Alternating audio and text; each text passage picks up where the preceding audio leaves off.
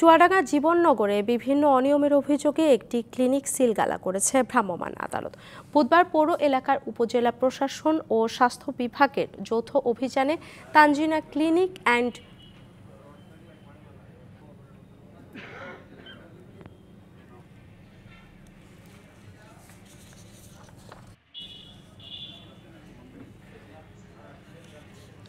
Diagnostic সেন্টারে মেয়াদ উত্তীর্ণ ওষুধ ও অস্বাস্থ্যকর পরিবেশে চিকিৎসা দেওয়া সহ নানা অনিয়ম ধরা পড়ে। এ সময় প্রতিষ্ঠানটির মালিককে 25,000 টাকা জরিমানা ও ক্লিনিকটি সিলগালা করা হয়।